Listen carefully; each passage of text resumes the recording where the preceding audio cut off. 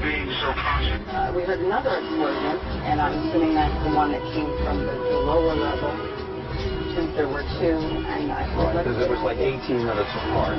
Well, this is, the first explosion, and there was a second explosion in the same building, so there were two explosions. Okay. Federal agencies that were down there do believe that there was some sort of explosive device somewhere else besides the planes hitting. NBC's Pat Dawson is close to the scene of that attack. Pat?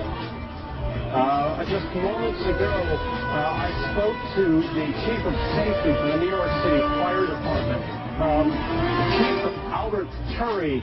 He received word of the possibility of a secondary device, that is another bomb going off. He tried to get his men out as quickly as he could, but he said that there was another explosion which took place, and then an hour after the first hit here, or the first crash that took place, he said, there was another explosion that took place in one of the towers here. He thinks that there were actually devices that were planted in the building.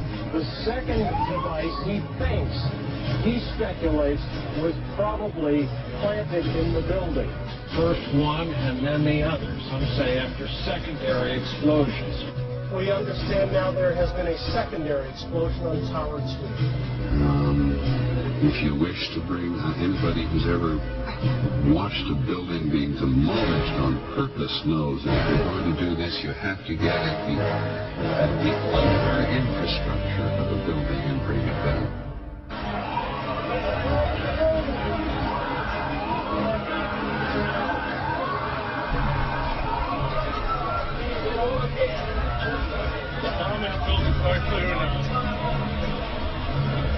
Sorry, is the bomb? It's right. The bomb in the building, going clearing out. Got it.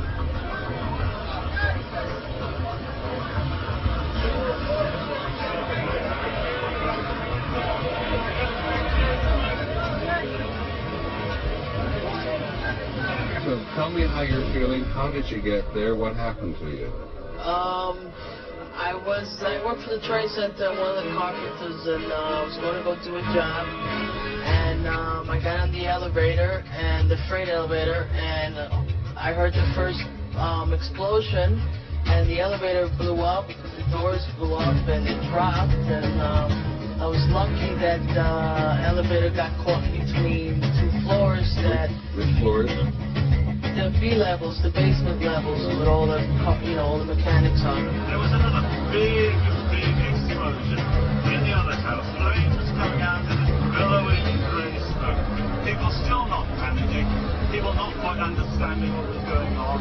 Then somebody said that they saw an airliner go into one of those towers. Then, an hour later than that, we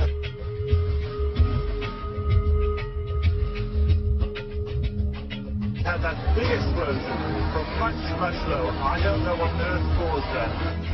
At 10:30, I tried to leave the building, but as soon as I got outside, I heard a second explosion and another rumble and more smoke and more dust. I ran inside the building, the chandelier shook, and again, black smoke filled the air. Within another 5 minutes, we were covered again with more silt and more dust. And then a fire marshal came in and said we had to leave because if there was a third explosion, this building might not last.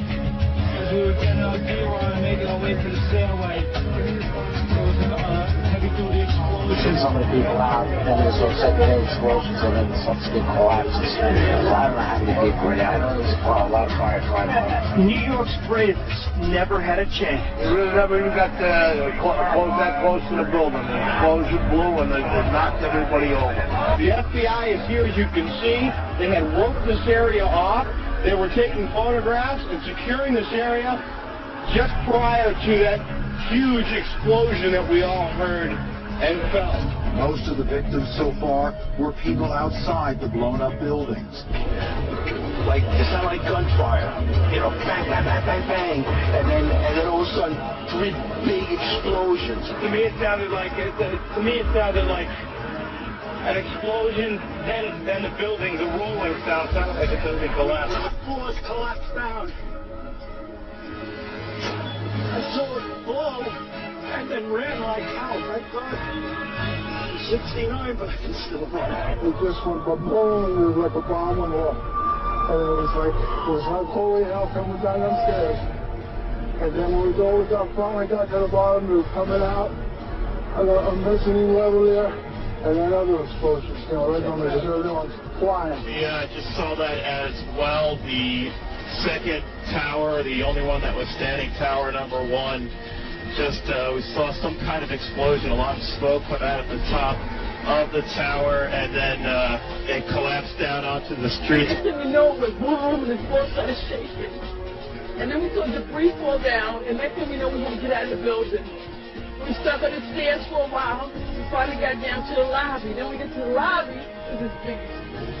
Well, me and Mr. Hess, the corporation counsel, were on the 23rd floor. I told him we got to get out of here. We started walking down the stairs. We made it to the 8th floor.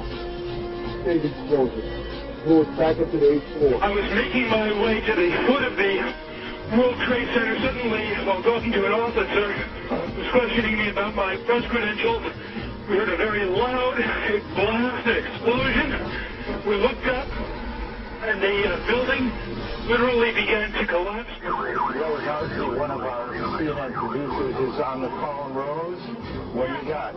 I'm about a block away, and there were several people that were hanging out the windows right below where the plane crashed, when suddenly you saw the top of the building start to shake, and people began leaping from the windows in the north side of the building. You saw 2 people at first plummet, and then a third one, and then the entire top of the building just blew up, and splinters of debris are falling on the street. When I try to save people, the moment we heard a big explosion coming down, everything went black.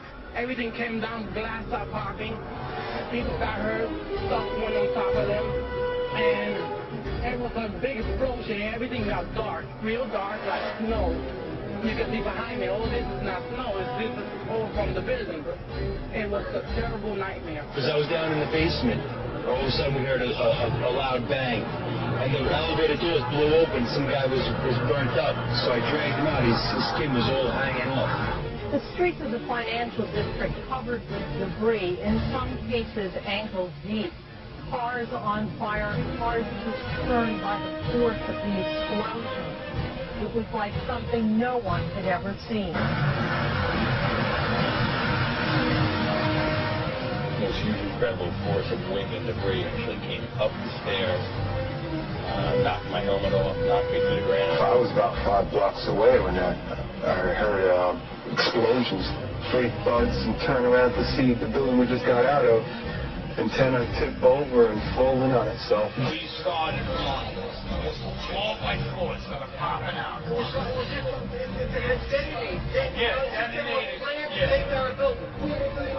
I go downstairs, the foreman tells me to go to remove the containers.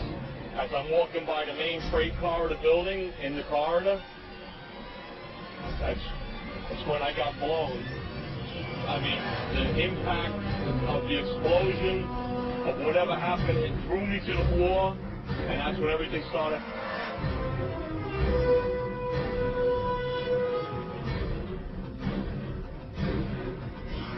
This is clearly the way the structure is collapsing. This was the result of something that was planned. It's not accidental that the first tower just happened to collapse and then the second tower just happened to collapse in exactly the same way. How they accomplished this, we don't know.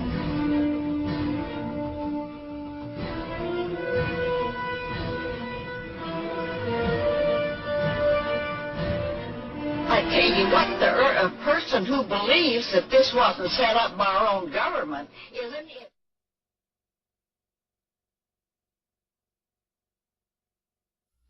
Now, this video is called Justice for 9/11 because we want to see the guilty parties arrested and punished. Silverstein knows who they are. He tried to collect $7 billion from his insurance company for the attacks.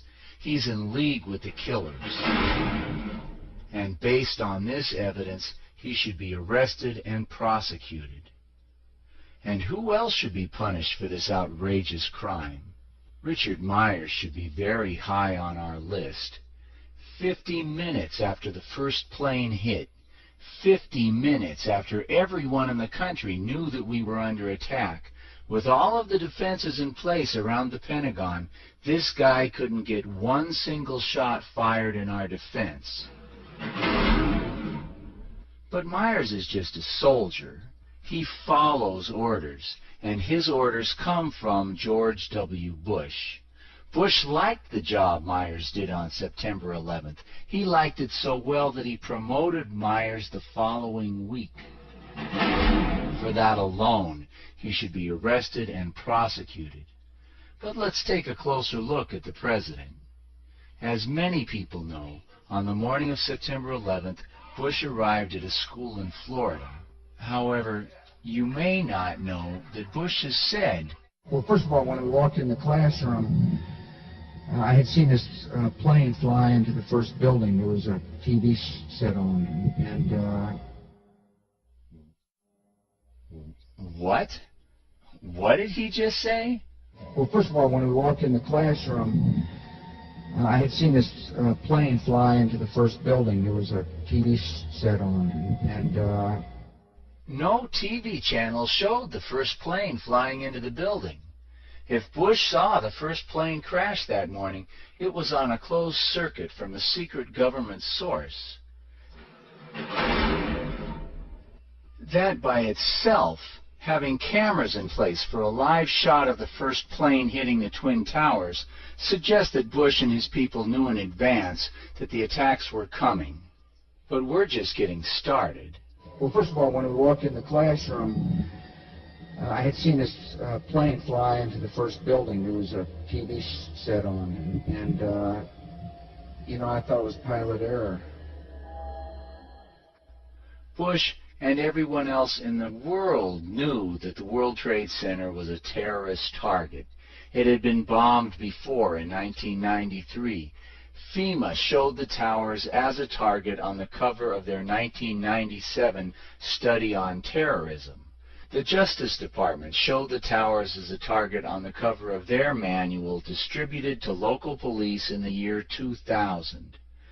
For 2 years, the Pentagon had been running drills in which the towers and the Pentagon were targets of hijacked planes. And on August 6th, 36 days before the September 11th attacks, Bush was given a briefing from a CIA memo on the threat of terrorist attacks. I believe the title was Bin Laden Determined to Attack Inside the United States. And Bush wants us to believe that with all that background, he and his advisors thought that this was pilot error, and thought that the best way he could carry out his oath to defend the citizens of the United States was to sit and listen to a story about a pet goat. After the second plane struck, Bush's chief of staff walked in and told him that the country was under attack. And Bush continued to sit there as his people begged for rescue. If you believe his story, this shows the grossest criminal negligence for which he and his entire staff should be arrested and prosecuted. Secretary Rice also pleaded innocent by reason of stupidity. And I said no one could have imagined them taking a plane, slamming it into the Pentagon, I'm paraphrasing now, into the World Trade Center, using planes as a missile. But she and President Bush are clearly lying. Let's present this one point again. As late as June 2001, 3 months before the attacks, the Pentagon conducted drills in which they pretended that hijacked airliners were being crashed into the World Trade Center and the Pentagon. They knew. And the fact that they are trying to pass off such weak and obvious lies shows that they are part of a criminal conspiracy. They want us to think that they were asleep mentally. But you see, it doesn't matter if they were asleep. I mean, suppose the attacks had been at 3 a.m., when Bush and Rice actually were